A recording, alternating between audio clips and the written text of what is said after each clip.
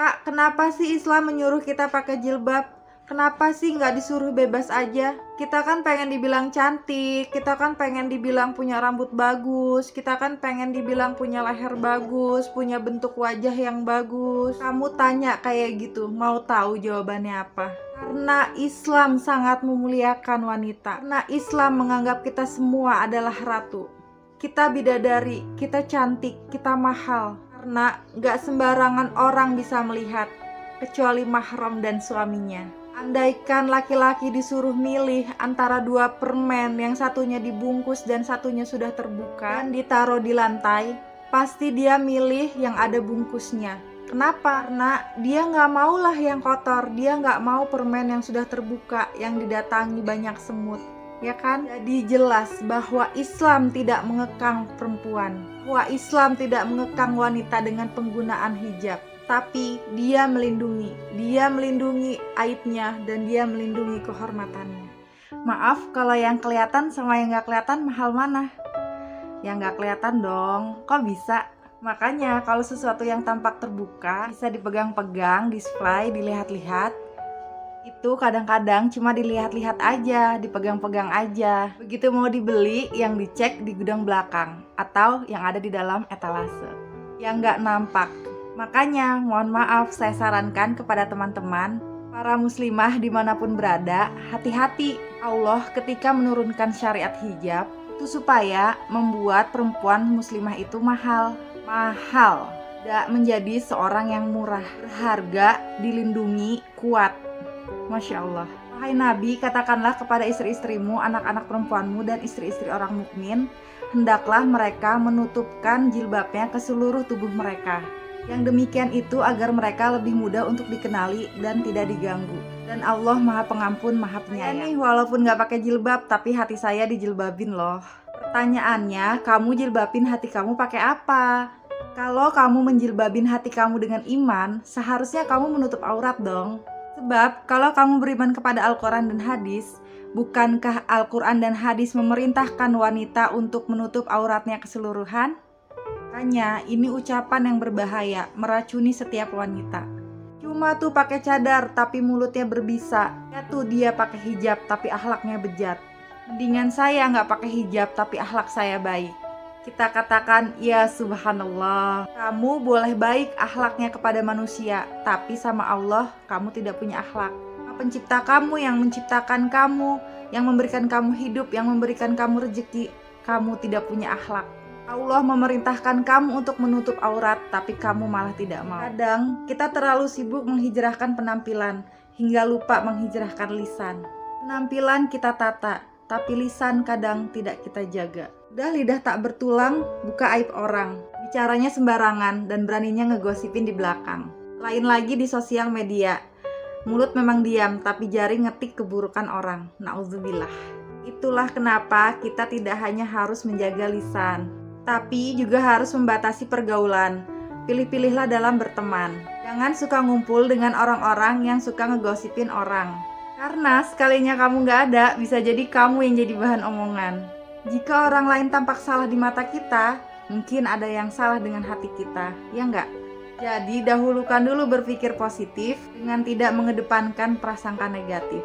Itu akan lebih baik untuk mencegah atau mengurangi kita agar tidak ghibah. Salah satu ciri akhlak mulia itu adalah memiliki lisan yang bersih. Maka barometer untuk melihat seseorang itu punya akhlak mulia atau tidak dengan melihat lisannya. Karena lisan itu ungkapan, jadi bisa diketahui baik atau tidaknya isi hatinya. Oleh sebabnya, ini menjadi pembelajaran bagi kita untuk menjaga lisan kita. Bahkan saat menyampaikan kebenaran atau dalam lingkup adab berkomunikasi. Tohnya, jika tidak menjaga lisan, maka dosanya berbahaya. Meskipun benar isinya, tapi kalau kotor lisannya, Allah nggak suka. Lagi kalau isinya tidak benar, Allah makin murka.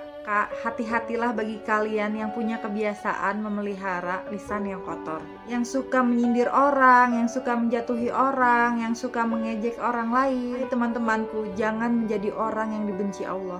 Kenapa? Karena Allah benci orang yang seperti itu. Jadi berusahalah berkata-kata yang baik. Supaya apa? Supaya kita punya akhlak mulia. Tidak dijauhi manusia karena lisan buruk kita, gak bisa lebih dekat dengan Allah Sang Pencipta.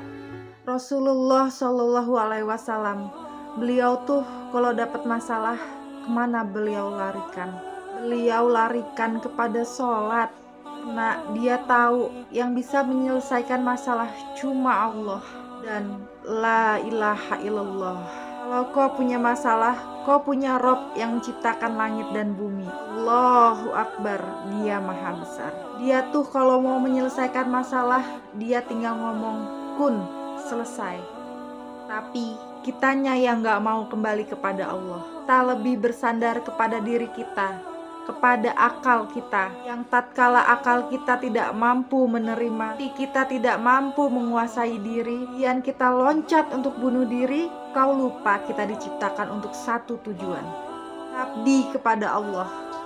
Apapun masalahmu, hamparkan sejadahmu, kau ucapkan Allahu Akbar. Pernah gak sih kita merasa lebih berilmu, lebih takwa, lebih baik, dan lebih segalanya dalam hal apa saja, dan akhirnya kita merendahkan sesama hanya karena dunia? Lalu amal yang kita lihat dari mereka tidak lebih baik dari kita, padahal kita pun gak pernah tahu bagaimana derajat kita di hadapan Sang Pencipta. Ini adalah bentuk kesombongan, penyakit hati. Tapi kok kita gak ngerasa kalau itu sombong? Kenapa? Karena kita terlalu percaya diri dengan ilmu yang dimiliki. Kita merasa bahwa kita ini sudah banyak yang menghormati. Akhirnya kita lupa caranya merendahkan hati. Sebenarnya itulah tujuan dari ilmu yang dimiliki.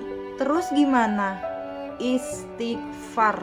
Kita punya banyak aib dan dosa diri. Hilangkanlah rasa angkuh dalam diri. Teruslah lakukan dan tebar kebaikan tanpa henti. Jangan lupa tetap rendah hati. Hai wanita, wahai diriku, kau mudah dekat dengan dosa. Kau penuh celah menuju neraka, bahkan kaumulah yang mendominasi di sana. Maka berhati-hatilah kamu dalam melangkah. Allah berikan banyak aturan, Allah berikan banyak larangan, tapi itu bukanlah benteng kekangan, namun menjauhkanmu dari kemaksiatan agar kau tetap dimuliakan. Jangan bersedih, karena di balik semua batasan Allah hadiahkan kita banyak kemudahan. Kemudahan menuju surga dengan begitu banyak jalan. Dan jika kau tahu semua itu, kau tidak akan pernah merasa dirugikan. Contohlah mereka yang penuh dengan suri tauladan, agar hatimu kuat melawan semua ujian. Tangguhan pada diri Khadijah, cantikan akhlak pada diri Aisyah, kesederhanaan pada diri Fatimah. Mereka nyata dirindukan oleh surga. Lalu bagaimana dengan kita? Tidakkah kita ingin juga dirindukan surga? Tidakkah kita ingin dirindukan Allah juga? Ada kasus corona?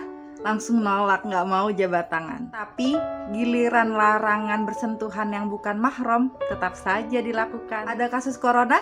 Langsung cepat-cepat pakai masker. Tapi giliran urusan cadar tetap saja tidak mau dengar. Padahal cadar sangat dianjurkan oleh Nabi. Ada kasus corona, langsung pada sibuk sering cuci tangan. Kamu lupa Nabi selalu menganjurkan kita untuk selalu menjaga wudhu. Kalau penyakit bisa bikin kamu takut, kenapa ke Allah kamu gak ada rasa takut? Kalau virus bisa bikin kamu khawatir, lalu kenapa lalai pada perintahnya bikin kamu gak khawatir? Padahal penyakit juga makhluk Allah. Bagaimana Allah menghidupkan virus, Allah juga yang mematikan virus. Bagaimana Allah menghendaki kita sakit, Allah juga yang menyembuhkan kita dari sakit. Hikmahnya, selain kita harus hati-hati agar tetap sehat dan tercegah dari virus corona, kita juga harus introspeksi diri dalam mengukur keimanan kita kepada Allah. Untuk teman-temanku yang mendengarkan ini, siapapun kalian yang belum istiqomah berhijab, apalagi yang belum pernah berhijab, tapi sebenarnya kalian tahu bahwa hukum hijab itu adalah wajib, mak kalian menunda-nunda dengan alasan tertentu. Coba tanyakan pada hati kalian sendiri. Mari kita buat perbandingan. Ketika kita mencintai seseorang dan seseorang itu menyukai sesuatu, tanpa dia minta sekalipun, kita pasti akan memberikan. Kita akan melakukan, bahkan melakukannya tanpa pamrih. Kenapa? Karena kita cinta, agar yang kita cintai sayang sama kita. Sekarang hubungannya dengan Allah. Ketika Allah meminta kita hanya untuk kita menutup aurat saja, dan itu pun untuk kebaikan kita. Kenapa kita menunda-nunda? Ada yang salahkah dengan hati kita? Ada yang salahkah dengan cinta kita?